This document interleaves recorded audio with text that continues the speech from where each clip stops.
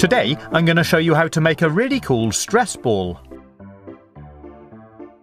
And we're going to start by making some slime out of corn flour or cornstarch. Open up your packet and tip some into a jug.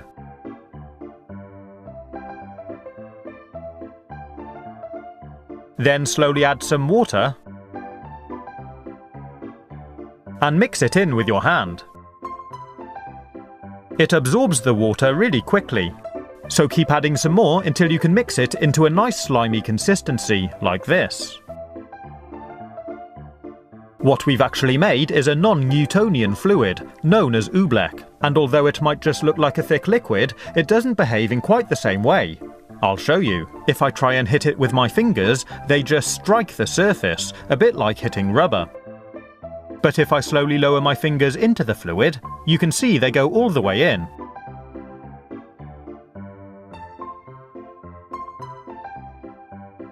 And if I try and pick up a handful, I can actually mould it with my fingers.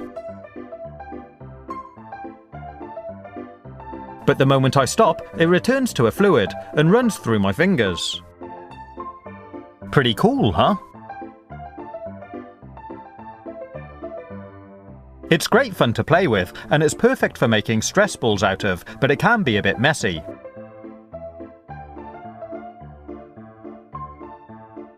If you spill some onto the table, you can just scrape it up and use it again.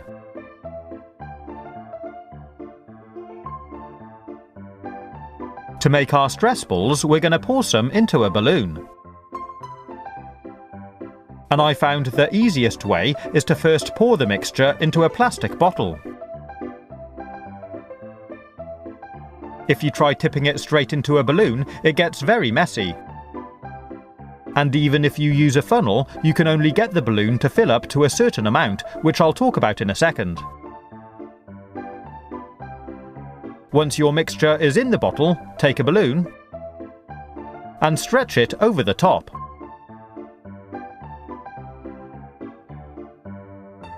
Then slowly start tipping the oobleck out of the bottle and into the balloon. The balloon fills up to its natural size, then doesn't want to accept any more.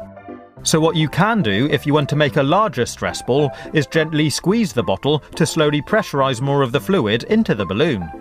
This way you can make your stress ball considerably larger. When you're done, remove the balloon from the bottle. Squeeze the oobleck into the bottom of the balloon, then tie a knot in the end. And that's going to be the inside of our stress ball. To make it stronger and less likely to pop, I'm going to be putting it inside another balloon. But instead of using a standard colour balloon, I'm going to use a marble patterned balloon to make our stress ball look that little bit more interesting. If I put a little air in it, you can really see the amazing colours and pattern.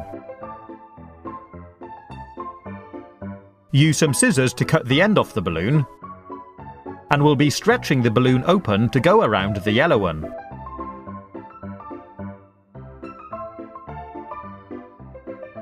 Cut the nozzle off this one as well. Then carefully stuff it into the other balloon with the knotted end first. It can be a bit fiddly, so you may want someone to help you.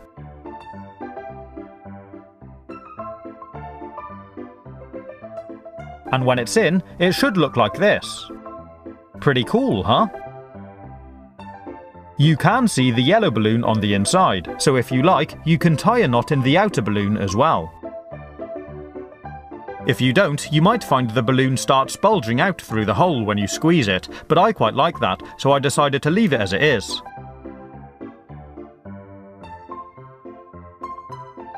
You can get a whole load of fun-coloured balloons. I thought I'd make one out of this blue, pink and white one. I started by filling a pink balloon with some more oobleck from the bottle, and did the same again. And this time I decided to tie a knot in the outer balloon to hold it all together. I really like this one because it's got great patterning on. If you prefer not to make the slime for a filling, you can fill the balloon with something like dried rice, or I'm using mung beans. I still recommend filling up a plastic bottle first, so you can squeeze air out of the bottle to inflate the balloon whilst you're filling it up.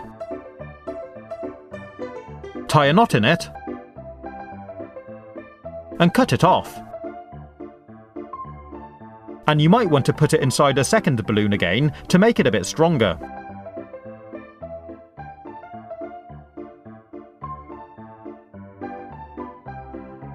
These stress balls are really good fun to make and play with.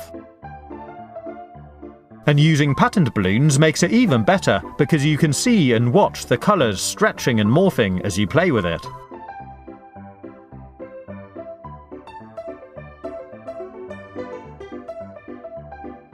If you leave them sat still for too long, you might find the mixture inside start separating a little. But if you keep playing with it slowly, you should find it goes back to normal.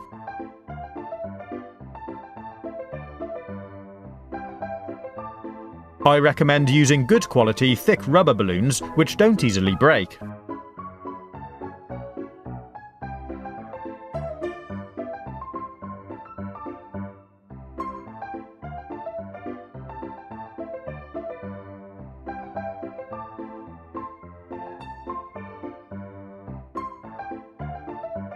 If you've got any oobleck left over, make sure you don't tip it down the drain because it could block them up, so throw it out with the rubbish. I hope you've enjoyed watching this video. If you want to see any more, like how to make this really fun magnetic slime, you can click on the links on the right hand side or take a look at my YouTube channel page. Stay safe, have fun, and as always, thanks for watching.